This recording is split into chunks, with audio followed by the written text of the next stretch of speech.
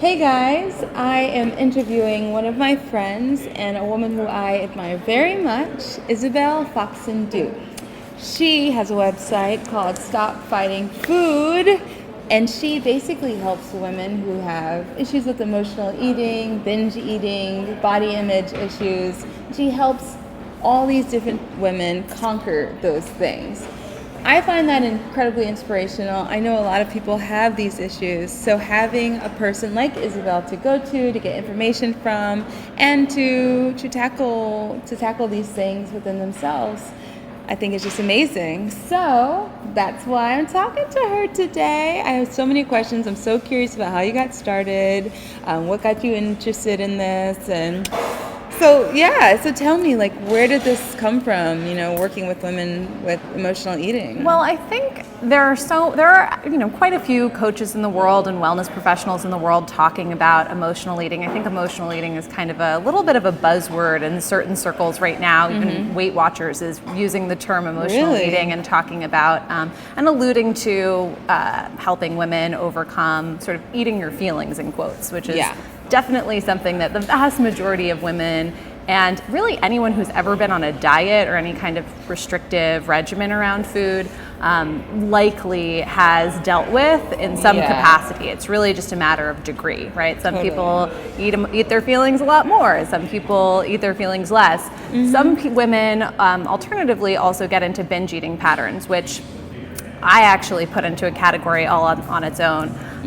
Binge eating is, in my opinion, a reaction to deprivation. It is a reaction to feeling like you're in a cage with food, feeling like, oh my gosh, the food's going to be gone tomorrow, got to get it in right now. Which is another sort of, I would say, like, that's a category of emotional eating unto itself that a lot of dieters find themselves in.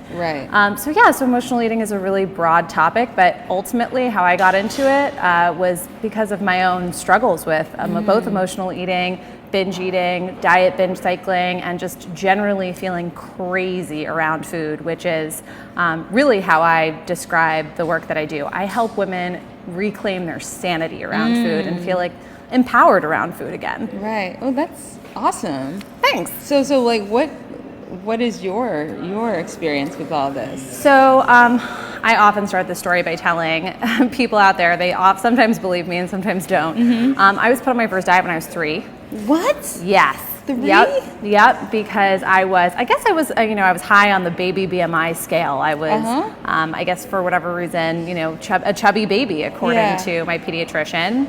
And so, my pediatrician told my mother, you got to watch it, got to watch her weight. And that was the beginning of my dieting at an incredibly young age. Yeah, I've never heard of anything like that. Yeah, so I don't even have memories of eating quote unquote normally. Like I always was restricting my food in some capacity from as young an age as I can remember. Right. And because of that relationship with food, food was it was a temptation. It was something to be avoided. It was something I couldn't have.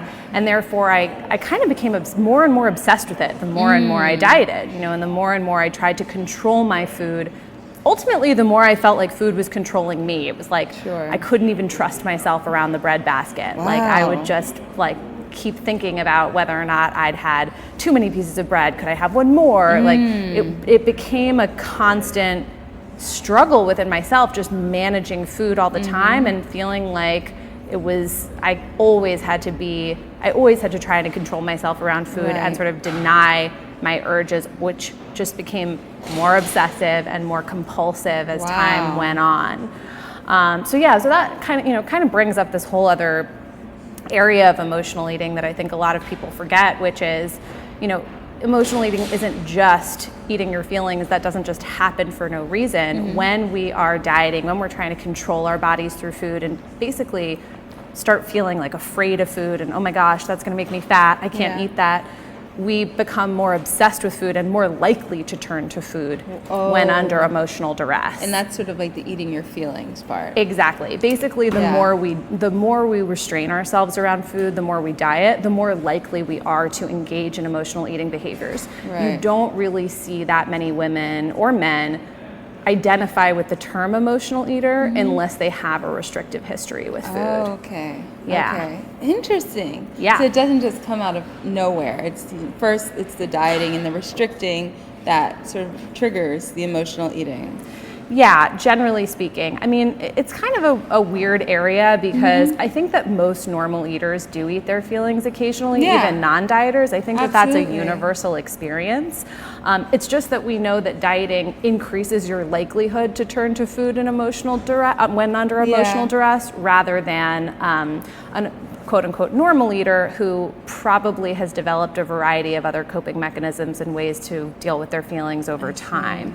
So a normal eater, in quotes, and again, I use this term normal eater, it's a little controversial, but I use it mainly because so many women who struggle with binge eating and diet binge cycling and they feeling crazy around food really identify with that term. So when I say the term normal eating, just to be clear, I'm saying, a woman or a man who feels like they can make choices with food effortlessly, who they feel that food isn't controlling them, and feel like they can go on about their day, eat what they want at lunch, breakfast, and dinner, and not really think about it in between. That's sort of the normal eating experience. Whereas the women that I work with, and certainly this was my personal experience, are like obsessing about food all day long.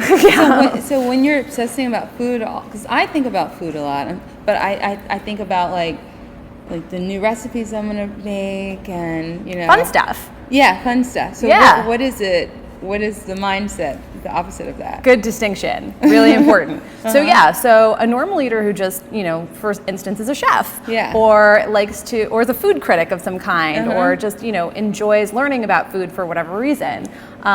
Usually those people have positive associations with food, right? Like food is a good thing. Yeah. It nourishes me. It's delicious. It's my awesome. favorite thing. Yeah, exactly. As I'm sure many of you watching this and listening to this identify with that. And then there are what I would call women who feel crazy around food, or emotional eaters, diet binge cyclers, who their obsession around food is tormenting them. It is much more painful for them. Food is a source of anxiety, really. They feel afraid around food, like, oh my gosh, somebody please hide the Nutella jar, otherwise I don't know what's gonna happen. I'm just gonna yeah, exactly. I'm just gonna eat it all. Like, I can't be trusted with the Nutella. Oh my goodness, I think that probably the main term that I use to identify a quote unquote emotional eater, or women who identify with that term, is women who feel, or men, again, I work with women, so I'm gonna go ahead and use the word women, but women who feel out of control around food. Like women who feel like they are not able to make empowered choices around food, like food is somehow controlling their lives. Wow, yeah. Either thinking about it, trying to manage it all the time, but in a lot of instances, eating it. Binge eating, emotional eating, compulsive behaviors around food. I mean, 95% of people who are engaging in sort of compulsive or obsessive restrictive behaviors around food, or severely dieting, basically women who are trying to control their weight all the time, will end up engaging in compulsive overeating or emotional eating, binge eating, etc. That's for 95% of people. Restrictors will fall into sort of the flip side of restriction within 3 to 5 years. Wow. Okay. So how did you? It seems like it's a pretty serious issue. Right? It's so totally. How do you pull yourself out of that? Yeah. So I mean, again, the degrees of severity depend on the person. How long have you been doing this? How long has this been going on? Like, how deep in the hole are you?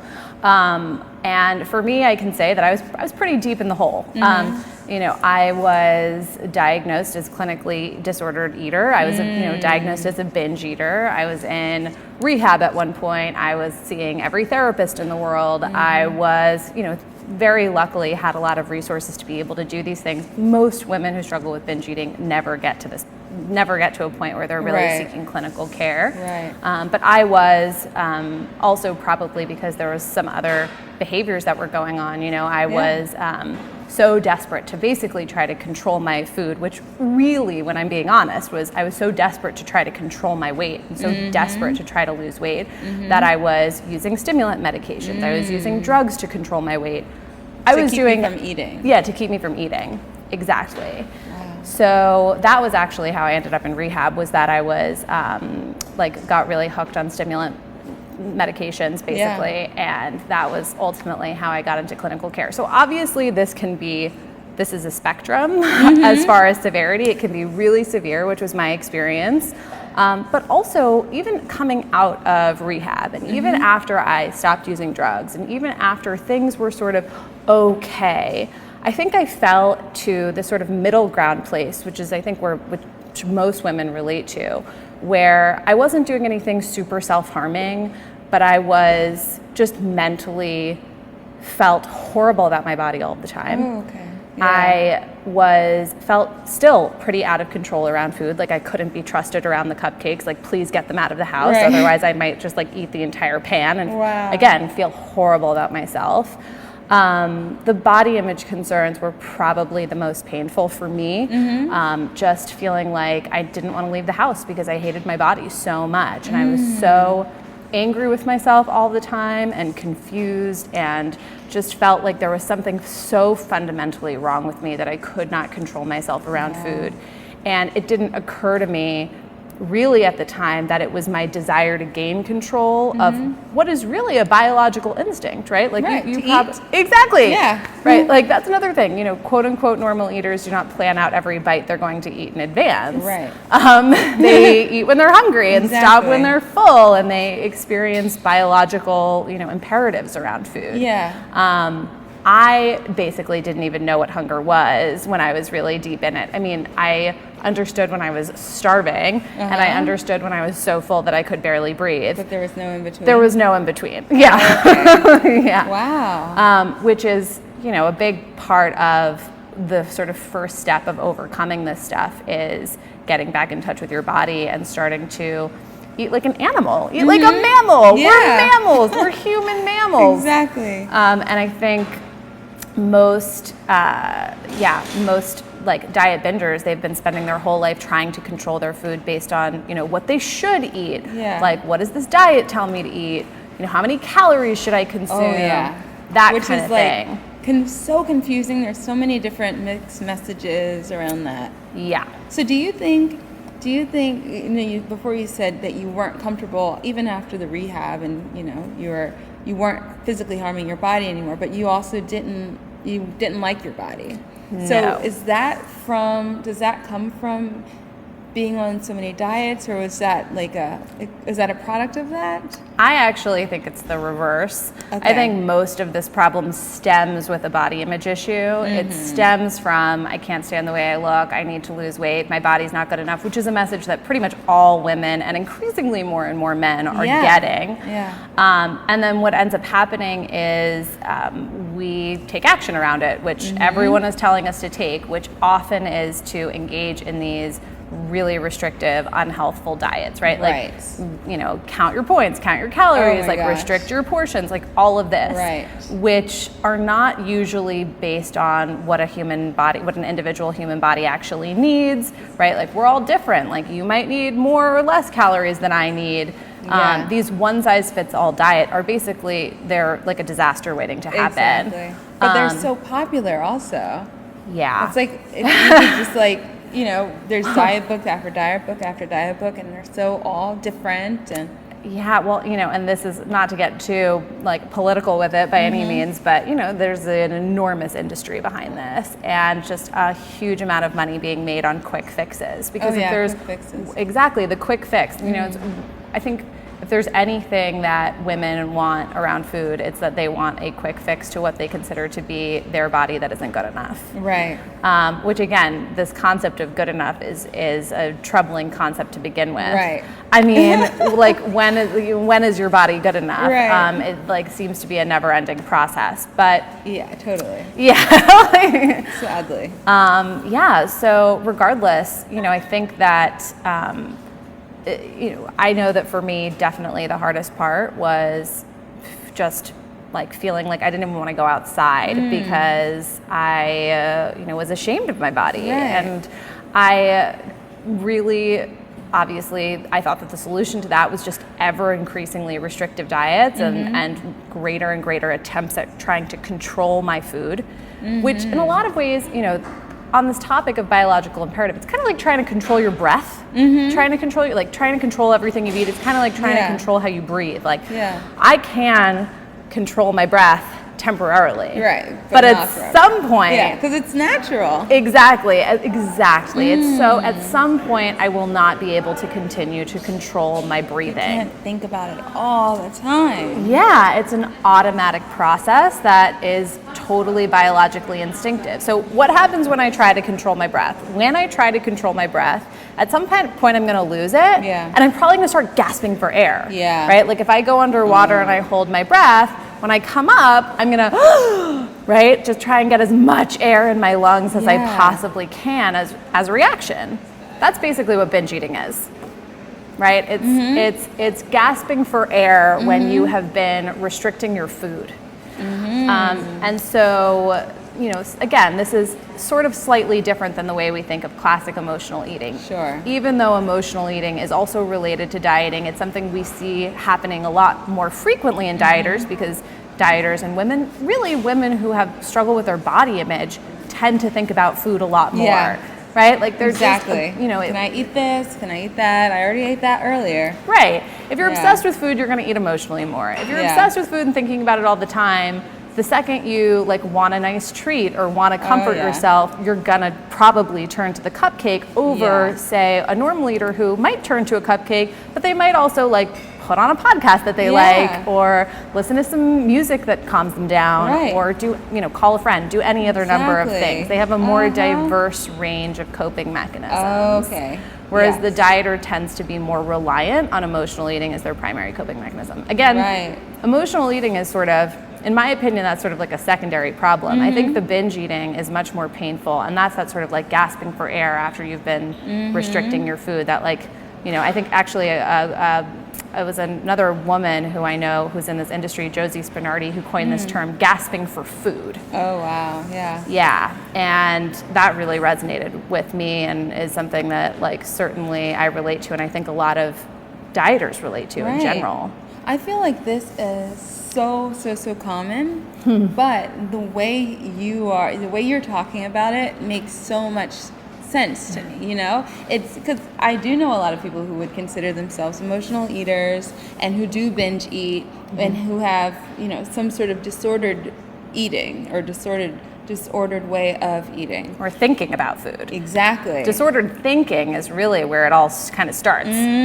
Exactly. And then, you know, taking that back to the body image issues with, you know, I want to look a certain way, whether it be like, I mean, I know most women, it seems like we are so, no, it seems like it is. We're so influenced by what the media says that we should look like. Totally. And we have such a hard time with just saying, okay, that's how that person looks, I'm going to look. We have a really hard time accepting our own bodies. Totally. And the individuality and how different we all are. And totally. Well, you know, it's I think it's problematic especially for young people, but really for women of all ages, to only see one type of person represented in the media. Right? We talk about it as the privileged body type. The privileged body type is like thin, tall, white. Like there's certain attributes that we see being rewarded and basically given an enormous amount of social privilege, and thinness is one of those things that we value in our society. And obviously when we give social privileges to thinness, we're going to create a culture of people who are obsessed with becoming thinner. Unfortunately, the way that people try to become thinner is often through these sort of like dangerous and obsessive tactics, which backfire into all of these, you know, binge eating behaviors. But the binge eating, again, secondary to the just general feeling crazy around food and just the psychological warfare that often happens when we're fighting our bodies. We're fighting who we are genetically and otherwise. So how do you get yourself out of that whole cycle and that fighting food? Yeah, well, so good question. How do you stop fighting food? Yeah, so, as sort of we're alluding to right now, I think it's pretty impossible to stop really fighting food without doing body image work and without a certain level of body acceptance, being done, which most women think, oh my gosh, there's no way I could accept this body right now or learn to love it. And they have all these reasons why they shouldn't, right? It's not good enough right now. If I loved my body, then I wouldn't be motivated to lose weight. That's one I hear a lot. Really? Oh, all the time. I hear women say that they literally don't want to love their bodies because they somehow think that their shame or their hatred of their bodies is helping them get thinner. Yeah, which is not actually true because 99% of the time it's just helping them emotionally eat more. Right. So that's one that I love to disprove. I love to be like, really? Like, if shame and self-hate were motivating you into making healthier choices with food, you'd be a swizzle stick right now. Yeah, exactly. So there's women have all sorts of hang-ups about essentially not even wanting to love their bodies, but essentially when you get to the point where you realize, okay, hating my body and feeling ashamed of her and not wanting to go outside, not wanting to get in the pool in my bathing suit because I don't like the way I look. Those kinds of attitudes toward my body are not helping me make healthy choices. They're actually propelling me into this diet binge cycle, which for all intents and purposes, we have reason to believe could actually be helping you gain weight. Right. It's funny, there's a lot of talk in our industry about sort of weight set point theory and this idea that every individual's body actually has a genetic constitution, a weight that their body naturally wants to be, that they're fighting to be at any time. Now, obviously, that weight can change depending on our behaviors, but ultimately everyone has a genetic set point weight that when they're just eating healthfully, normally, their body wants to be. Right. And the only evidence that we have to change a person's weight set point, because lots of people are always asking, okay, well, maybe I could alter my weight set point. How do I change? Take it down a little. Right, how do I change my biology so that my natural weight is thinner? Right. And really, we don't actually know a way to make a person's body weight, natural set point weight, thinner than it is. Right. But we do know a way to move a person's natural set point weight up. And that is through starvation, right? And screwing around with someone's metabolism. Right? Because your body has its own mind, and it's I'm starving, I need to conserve fat. Yeah, totally.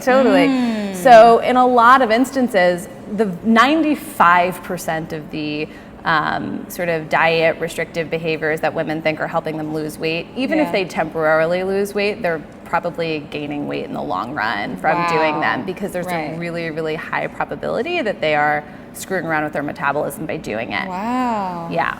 Even more reason to figure out how you can love the body that you have. Yeah. And be okay with it. Yeah, totally. Wow. Yeah. And so for you, when you first, you like you said, you didn't want to leave the house. So what was the first step for you in accepting the body that you have? Totally. So first things first, you have to actually want to like your body. And I think that this is, again, I've already said this once, but I'm going to repeat it because it's so important. Most women don't do the work necessary to change how they feel about their bodies because they think that hating their bodies is somehow within their best interest. Right. When that is absolutely not true. Right. There is no correlation between body love and weight gain. What I will say is when you get to a point where you start to see this cycle in action, this is obviously a cycle that I talk a lot about in Stop Fighting Food and talking all about this whole trajectory and journey that so many women go on. But one of the, I would say, well, now I've completely just lost my train of thought for a minute. Getting yourself to love yourself. Right. So you can. Exactly. After you've made the decision, basically, that you really want to work on body image and realize that body image is something that's going to be necessary in your journey to escape this crazy cycle that so many of us are on, it becomes much easier. Right. But I'll just give you a list of some things that are, ideas of what to do to change your relationship with your body once you've reached that point. Okay. So things like, I would say actually changing the visual imagery that you expose yourself to on a regular basis. I heard her give this tip. somewhere else in another show, and I loved that so much. It's super huge. So it's explain that to us. Big deal.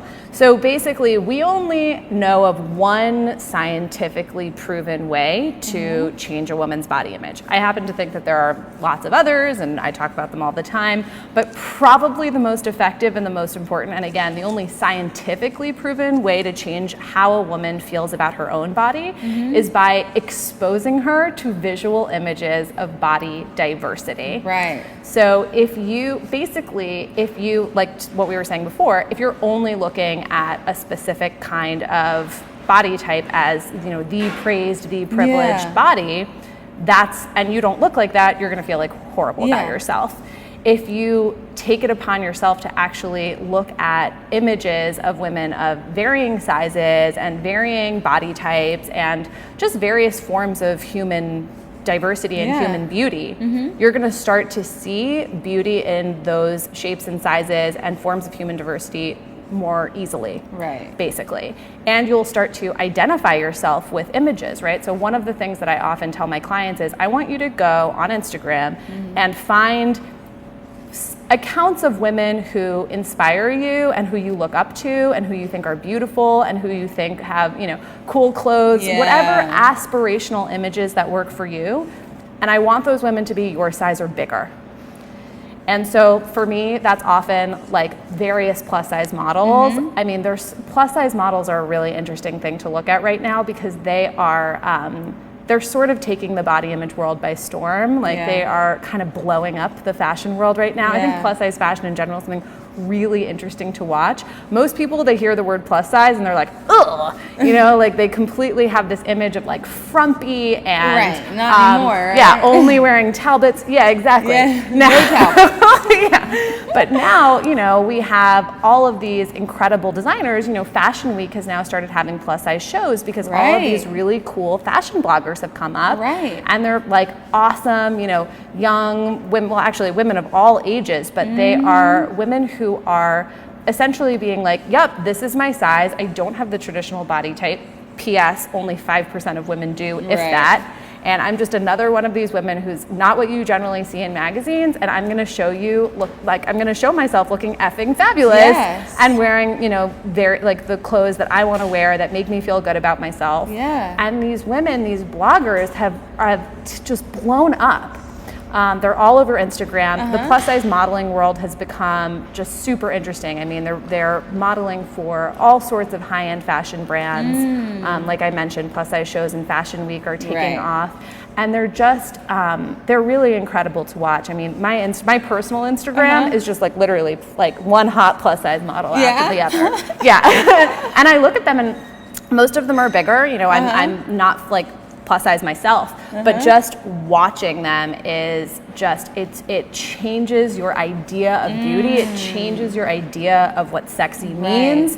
It changes your idea of what stylish means. I mean, it's I would say absolutely, like watching these women has changed my personal life, and I see it over and over and over again change how my clients view their bodies just from exposing themselves to these images. Interesting. I love that.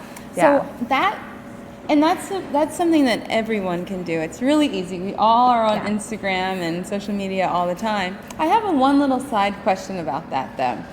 Now I love all the new plus size models out there and that I'm able to see more diversity in body types. That's for me is very empowering and very inspiring and invigorating and all these things. However, I have thought about now this is totally different topic in a way, but still kind of related. The reason that I think plus size models are so popular right now is because so much like our country is just becoming more and more plus size. And they're not necessarily, often it's not necessarily a set body weight, like for instance, most of my family is overweight or obese, except for like a handful of us. I feel like I'm at my set weight. I have a very healthy relationship with food. I love it. I'm not obsessed with it, like in a negative way. But on the other hand, my family who is obese, they aren't either, I don't think they have any emotional eating or binge eating problems. They just eat whatever. Everybody around them is also overweight or obese. And so it's normal to eat, bad food. And the problem with that isn't, in my brain, not so much that they're overweight, more so the health problems that come along with it. Right. So here's the thing, and this is a little bit controversial because I think that there is so much lobbying around sort of blaming America's health crisis on fatness or on obesity, when in reality, most of these health problems, we think about things like heart health or diabetes or various other obesity-related illnesses, which are certainly related, i.e. correlated to weight, right? Because if you're drinking corn syrup all day long, you're gonna A, get fat, and B, get diabetes. Soda. Right, exactly. And I often use the word fat. I hope that no one takes that the wrong way. I use the word fat as a way to neutralize the word so that we can have like a honest, conversation about fat instead of, I can't say the word fat because it's the worst thing in the world. Right. So I use the word fat on purpose, just as a disclaimer. Okay. So if you are, basically eating poorly, right? Like that's essentially what's happened with the quote obesity epidemic is that we've had industrialized food systems come into play, corn basically, like corn, soy, wheat, like these things like become incredibly cheap, become people's primary source of food. Calories go up. Essentially, things like corn syrup are being, pretty much subsidized by the government. Right. And so the entire, this is why it's also obviously a very class-related situation. Yep. But ultimately, when we think about, again, mainly because of the diet industry, there's a huge push to say these illnesses are being caused by obesity, when in reality, these illnesses are being caused by poor health. Yeah, exactly. They're being caused by the food. It just so happens that fatness or obesity, right, is another outcome of the bad food. Right. Does that make sense? Absolutely. Right. So essentially, it's not obesity causing diabetes so much as corn syrup causes diabetes and obesity. Right. Exactly. And so what ends up happening to those people who are naturally bigger or smaller or whatever, right? So like, there's so many, most of the plus size models I know are like they're very healthful size 12s. They work out all the time. Like they're eating vegetables and that is just their natural weight. Women, a lot of people in that situation basically are, for lack of a better word, they get screwed, right? Like they become judged and are basically discriminated against because we as a country have decided that fatness is the problem instead of food being the problem. And so this essentially, does that make sense? Yes. Yeah. I'm glad I asked it. This is good. It's good stuff. This is some good stuff. This is good. Yeah. But yeah, so basically it's like we have a system. We have a flawed government system. We have a flawed political system. We have a system wherein we want to sell people bad foods at cheap prices. Right. And then that essentially are bad for their health and happen to make them fat. And then what we want to do is we want to sell them solutions that don't work so that they keep going after it, which are diets. We make it about the weight so that they go on diets to fix their health problems, as opposed to actually dealing with the real true solution, which is that they're eating can I say that word? Yeah, they're eating shitty food that isn't good for their bodies. Right. Right. That, like you said before, that is subsidized from the government, which makes it so much cheaper and so much easier for anybody to afford. Exactly. So essentially, we are turning in what is actually a unhealthy food problem into a fatness problem by saying that they're the same thing when they're not the same thing. Yeah. Body diversity exists, right? This whole concept of BMI is inherently flawed because it's based on the idea that my body at 5'6" should be the exact same weight as your body at 5'6", when in reality, body diversity is a real thing and not everyone who's the same height necessarily is supposed to be the same weight, right? So again, we've distorted what is essentially a food problem, and we've been like, well, we don't want to change, we don't want to keep McDonald's from making money, so why don't we just say that it's an obesity problem or a fatness problem? And we can sell something else. And then we can sell something else. Oh my goodness. Is this like a ding ding moment? Totally. Yeah. Ding ding. Are you serious? So this is ding ding, and it's also given me some more clarity around the situation of loving yourself and your own body. So basically, the way I got interested in healthy eating, like I was a terrible eater. I never liked any healthy foods growing up. I was super, super picky. Candy, junk food, fast food, that was my thing. and I was never overweight or anything, but I did hate my body. And when I was in college, I don't even know what happened. I guess it was an epiphany. I realized, because I was feeling so guilty after eating things, and I would binge eat. I probably didn't do it enough, so I didn't gain weight. But I felt so guilty about the foods that I was eating and how I was making myself feel. So I thought one day, I wonder if if there's a way I can make healthy food tasty. Change my lifestyle. Yeah, yeah. And then I can still eat, and I won't have to starve myself. I can still eat, and I won't feel guilty, because I hate feeling guilty. I hate it. And so that's basically how I got interested in healthy eating and started eating, eventually vegetarian and vegan. But do you think, but also with that came like a change of my mindset.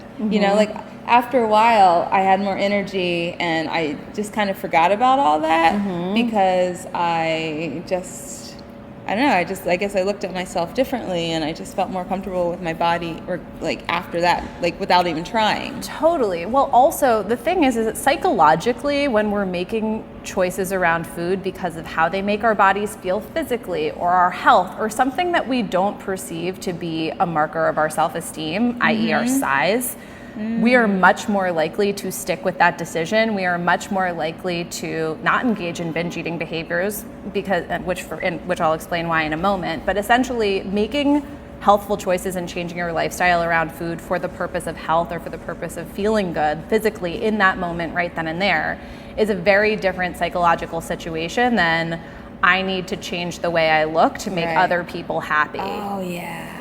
Right? Yeah. It's interesting. And one of the reasons for that is, for example, like if I'm making a choice just for health, let's say, for example, I'm trying to cut down on sugar, and I decide, okay, but that brownie looks really good, so it's worth it, so I'm just gonna, basically make an exception and eat that brownie.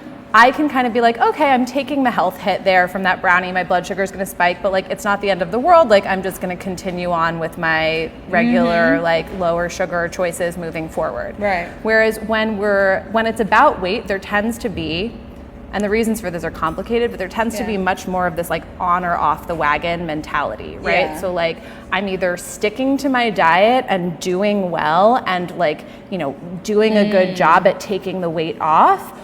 But if I fall off the wagon, if I'm like, oh my gosh, I accidentally, or decide, for not even accidentally, but for whatever reason, decided to go ahead and eat the brownie, I really, like that feeling of like guilt and shame is so much more progressed, because we think, oh my gosh, this made me fat and unlovable. Right. And because so much deeper. It's so much, because the way we think about weight in this country is so related to shame in a way that health isn't. Right. Now, good point. That goes back to the fat discrimination. The discrimination. Totally, social status. So essentially, weight is a form of social status in this country and increasingly the world.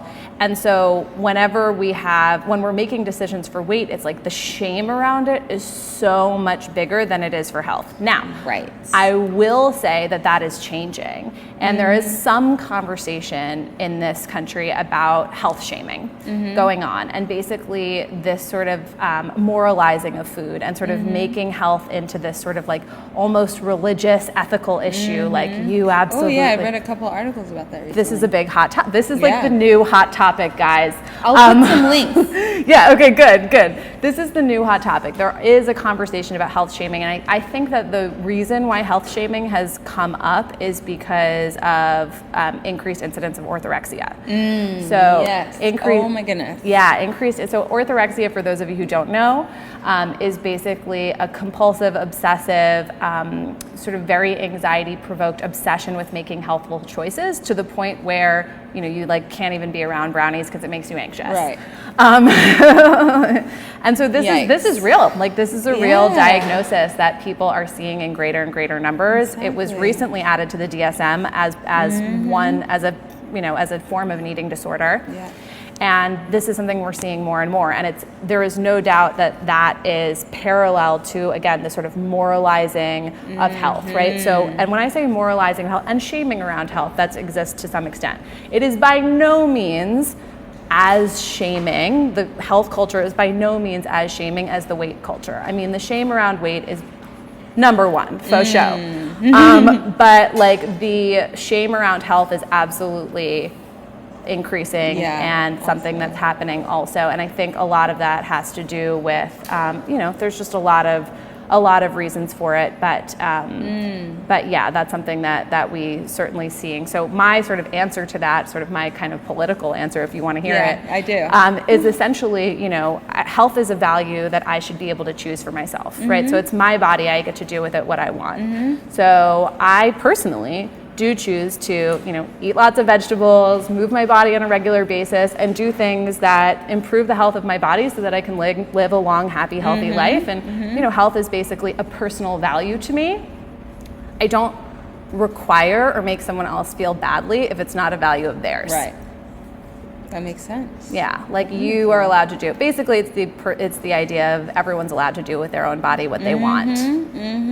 Well, yeah, and I feel like when we do shame other people for not, whether it's, they're eating what you don't agree with, or they're a size that you don't agree with, I think the impulse to shame that person or to judge that person comes from us being uncomfortable with ourselves and being threatened by the other. I couldn't agree more. Yeah. So I mean, might as well just like, I'm pretty low key and pretty like chill and laid back. Like, yo, I don't have time to be there. And like, you do what you want to do, okay? So getting back to one thing I was thinking before about being able to love your body is, I feel like a lot of people don't feel, and I know this for myself, from other issues that I've had, not feeling worthy of even loving my own body, Yeah, totally. Well, because it's I mean, we call it, again, I'm going to use another sort of more political jargon in the weight discrimination world, but internalized fat phobia or internalized sort of body hatred that comes from, if you perceive yourself to look any different than the ideal, which of course everyone does to some extent, right? Like even models feel this way, then there's a really high likelihood that you're going to focus on your flaws and beat yourself up for it, and that's a huge problem. And so basically, again, I think body diversity exposure in the media is like really critical, but greater than just the media, right? Like the media, it's sort of chicken or the egg. The media is really just a mirror of what's going on in actual culture and actual society. Like what we pay money for. Exactly, what's being advertised, what's being sold. We internalize all of these messages, and then we pass them on to our kids, and then they pass them on to their kids. So I mean, this is not new. This is decades of inculcation, basically, into this is the way you need to look, this is the way you need to be, otherwise you are essentially worth less in society. Literally, we're talking about weight as a form of social currency, or potentially even health as a form of social currency, wherein we start to value ourselves in the way that we are valued by society. And that it's just a given that in that kind of situation we are going to focus on what we don't have and what our flaws are according to this sort of ideal. Right. Wow. So that takes it back to, I asked you, like, how do you get out of that? And the first thing you said was to expose yourself to more body diversity.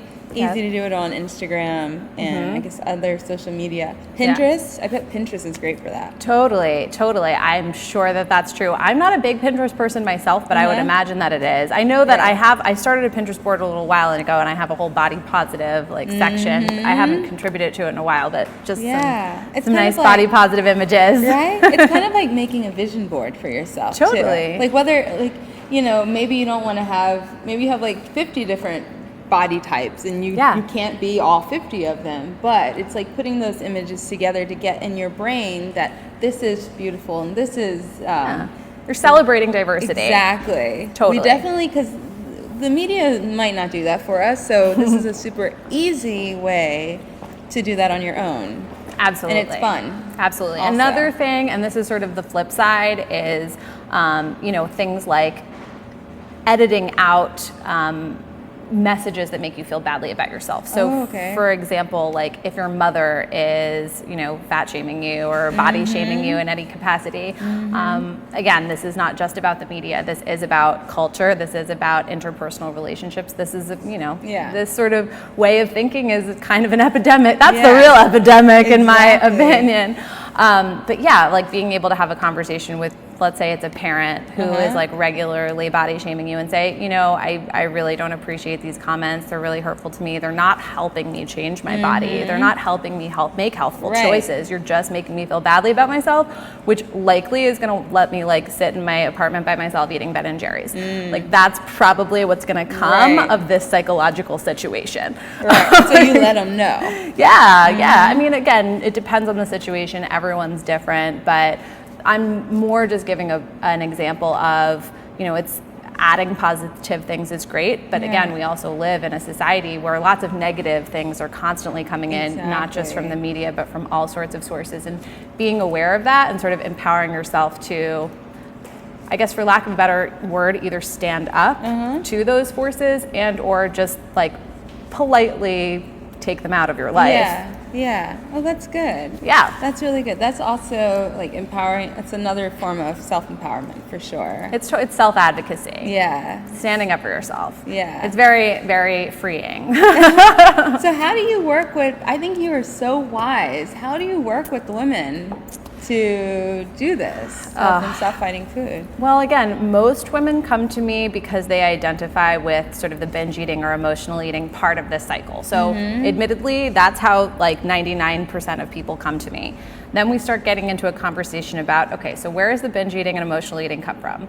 The binge eating absolutely is largely coming from excess restriction, and this is something you may or may not have heard me talk about, but shame around food.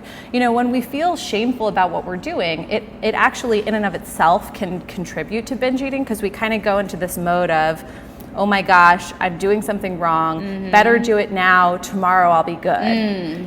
Tomorrow I'll be good syndrome is really where a lot of binge eating comes from. So I might as well eat it all right now so that tomorrow I won't even have to deal with it because it's already inside. Exactly. Great, because that makes sense. But somehow it does. Somehow we all think that. Exactly. Like, I better eat it all right now. Right, exactly. So most of my clients, they come to me like for that specific reason, and then we get into some of these deeper conversations about because again, how can you end the shame, what is really the shame cycle around food, without talking about body image, without talking about some of these issues that we kind of got into today. Like what we got into today, like that's the deep stuff. Like that's the big stuff that I get into with people like way later on. Really? You've got a little taste. Yeah, because again, most of my clients, they're like deep in the binge eating, diet binge cycle.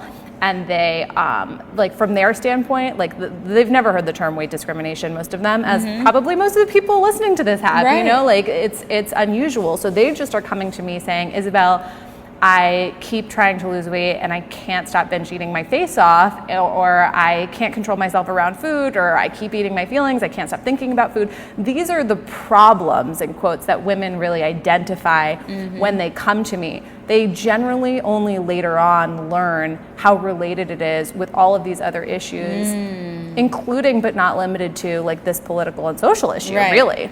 Man, this is so deep and so interesting. Thanks. I love it. I feel like hopefully, well, I'm not even gonna say hopefully. I know that whoever's watching or listening, I'm sure people are getting some nuggets of wisdom and gems out of this. I mean, I am myself. Right. So, and then you also have your blog, and you write different posts about these things. All this stuff. My blog actually, for those of you who are interested, if you're like in it with the emotional eating, binge eating, like craziness, my blog actually really focuses on the food part, which is, really talking about like, okay, how do we change our relationship with food specifically? That's actually about half of my Stop Fighting Food program, is really talking about sort of the psychology of why people eat the way they do and how they make those choices, and sort of how we end the cycle. The issue then just becomes what you end up learning essentially as you get through the blog and as you get through,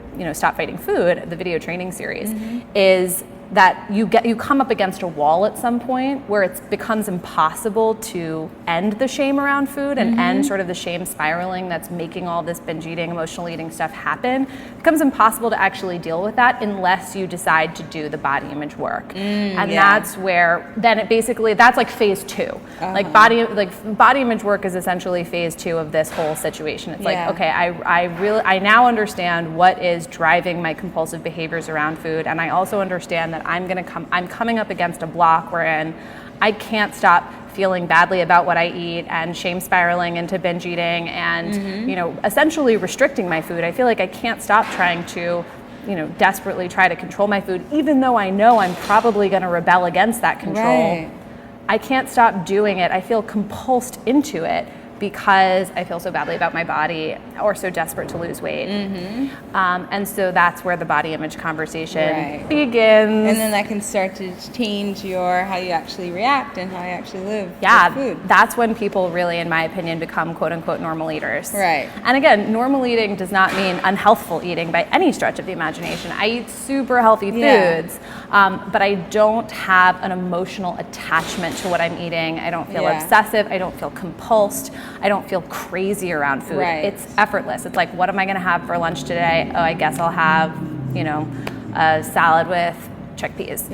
Whatever it might be. Yum. Yeah. I love chickpeas. Sounds good. I was going to say, I knew you'd like that one. No, I do. Right. Super cool. So, okay, also you mentioned the video training series. So is that already out now? It is. Well, it's not. You Okay. can. Yeah, it's not officially out. It comes out in September. You can sign up to be sort of like on. You can basically sign up to get the video series when it comes out. So for those of you who are like, I definitely want to get in on this, you can check out the link, which I'm sure you'll put up. Yep, I'll share the link. What's the date exactly? Because we might by the time come out. Yeah, by the time this comes out, it'll probably be just in time for the series. But perfect. Remind me the date. September 15th. Okay, cool. So either way, you should just go and sign up. Yeah. Because it'll either be pretty close to September 15th or September 15th will have come and gone and it'll be out. And Yeah, but wonderful. Yeah. And so this training series, how long is it? Is it like how does it work? It's 3 videos. It's basically 3 free introductory videos about this general philosophy that we've been talking about today. The first 2 are really about like getting into what's driving these food behaviors, how this cycle works, how we get out of this food cycle, and then the last video is sort of a little bit more introductory. It's an introduction to how body image plays into all of this, as we've sort of talked about now. And it's a pretty, I love this video training series. It's really easy to consume, like pretty short to the point. And then there's the Stop Fighting Food Masterclass, which is also going to be coming out in October, which is a tried and true intensive 4-month group coaching program where we deep dive into everything. And can people join that from anywhere? You have to sign up for the video training series, and then you can learn about it. And then you learn about the masterclass, and you can do the masterclass if you want. But everyone start with the video training series. Dip your toe in a little bit deeper. Yeah, exactly. See if you don't think I'm totally crazy. And then if you really want to deep dive into this stuff and you really want to, get expert in this conversation and really change your relationship with food permanently, the masterclass is where it's at. Wonderful. Yeah. That's so exciting. I can't wait. So I'll share all the links with you guys so you can go straight to her website and sign up for the training series, and we'll put your social media. Another thing I would love to get from you, I guess, maybe when I post this video, I'll share that below also, but I want to know, who are your favorite? Do you have favorite women that we should be following on Instagram, like body positive, to make us like hot ladies to check out? Oh my gosh. So again, it fully depends on who you are, and it's really all about finding people who resonate with you and your experience. So it's going to be totally different for everyone. Yeah. But some people who I think are doing cool work, like right off the bat, There's an Instagram called My Name is Jessamine, and she is a body positive I follow yogi. her. Yes. Oh, you do? Yes, I love her. She's super cool. She does all those cool poses. Yeah, she's a perfect example of like she actually recently lost a bunch of weight. I think she lost 40 pounds. Wow. She's a plus size woman, and she essentially was like, I'm not going to feel badly about my body to the point where I don't want to go to yoga class. Right. Like, I'm going to go live my life. And I'm going to embrace my body for what it is, no matter what. And she for the first time basically was able to radically change her lifestyle, because it wasn't all about weight loss. It was really about making herself feel good. Yeah. She happened to lose weight. That was like something that came out of it, Yeah. which was something like, that obviously had never happened to her before.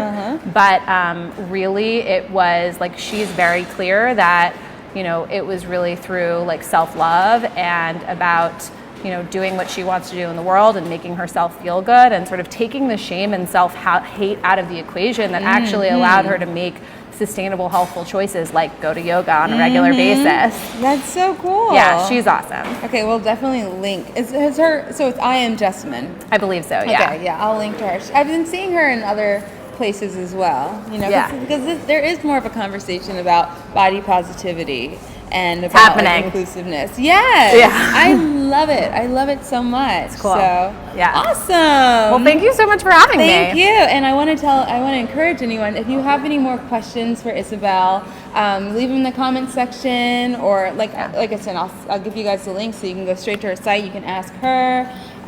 But yeah, I want to hear what other people think about this topic, and all the cool. I mean, girl, I could talk to you for days about this. Oh my Ditto. gosh. And I do hope you guys will check out the video training series, because there's a lot more to learn, a lot more where this came from, and we're going to be having lots of very interesting conversations about all of these details and getting people's opinions in the video training series. So check out the Stop Fighting Food link and sign up. It's going to be quite a combo. It's going to be good. I'll be promoting it across channels, so everyone will see it. Yay! Thank you so much. Thank you. This is awesome. Ditto. Love being here. Yeah. Bye, guys. Bye.